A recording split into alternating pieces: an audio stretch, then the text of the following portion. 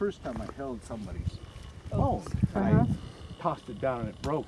And they said, uh-oh, the aku-aku's going to get you. And I said, no, and I laughed, ran down. I was so embarrassed. And I ran down around the backside. I felt like I was being pushed over to the ocean. My foot was stuck in some rocks, and I stood up with everything I had, and I didn't go in the ocean, but I ended up breaking the same bone within 2 minutes after I broke it. Really? And I didn't tell anybody. I suffered a lot.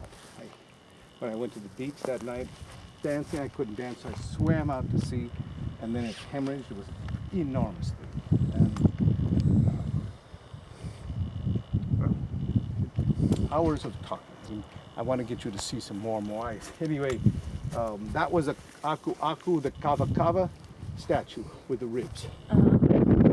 That is somebody, that's another kind. And those were more recent.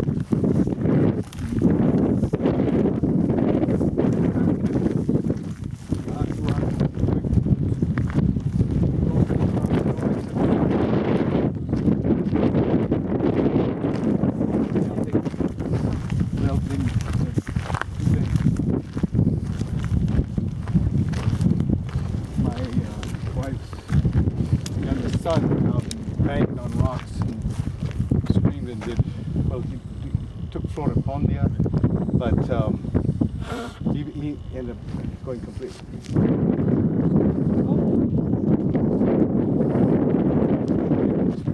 This house here is probably only special to me. On Sunday, we took the day off and sat around the house, and we had no books to read, no music, nothing. Dead. I go, that can't be. So I would go out and explore on my own. And one month I came up here and went into all the houses. On our expedition, we only surveyed, counted the outsides. There are 53 houses here. So I went inside to see what I could find. And I went inside this house here, and as in a couple other cases, when you get in there, you can see this house was tacked on the front of that wall. And in the back of this room, there's the old front door of the next room. So you go into the second room. And I was in that second room and found the entrance into a third room. And I went into it, and in the middle of the floor there's a crack about that wide. And I thought, this is a special house, and it was long, and it was the full length of the room. And I thought, oh, that's why the houses are oblong like this.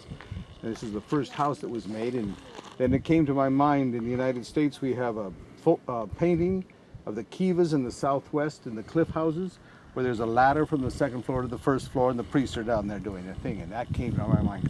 This is just like the United States. The Indians here have their own two-story priest house. And I was so sure of this. I said, but this crack is too narrow for a ladder, so it can't be very deep. So not as big as one. So I jumped up and made the proclamations, or whatever they did.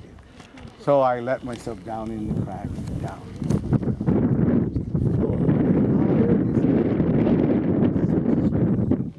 I fell down 15 feet down inside and came out in the room about this big. And luckily my flashlight came with me. And I got it and I was shining it around the house short. And over there, right from here to that wall over there, there was a skeleton laying on the floor, looking at the ceiling. No hair, no thing. He'd been there a very long time. This is not a good sign. Somebody else probably didn't make it.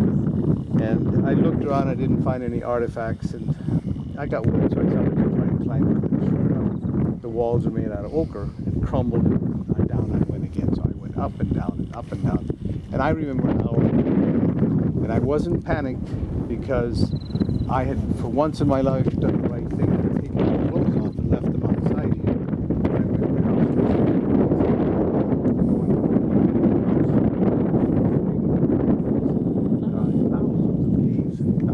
When I went to the house,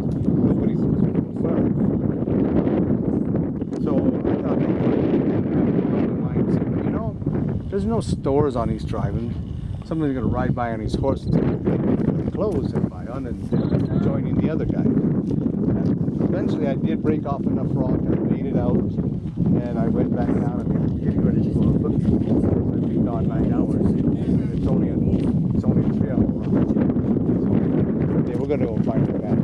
Were your clothes outside? They were still here. That was good. I didn't have to go back to town in my. I didn't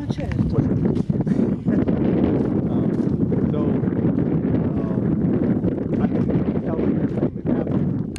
So I went away, and for 30 years I didn't think much about it. And when I came back, I knew that Raphael had done this rebuilding. You can see the rock. And I asked him, "Hey, Raphael, did you find a house with 3 rooms?" And he said, "Yeah, it used to have 3 rooms." I said, "Used to?" And he said, "Yeah, I didn't want anybody to fall in that crack." Ah, yeah. And then I started to leave. I asked, "No, I better mention. Did you find a skeleton up here?" "Oh, yeah, I found a skeleton up here." And so when they built this shelter up here, they put up a photograph. And in there, when we go back out, you can see there's a photograph there of the skeleton that they found. Theirs was interred. It was buried inside of one of these houses. Dug it out. So it's not mine. So nobody else has been down in that thing. And now I'm going to go back and finish doing the excavation. But I'll take a rope or friends or something.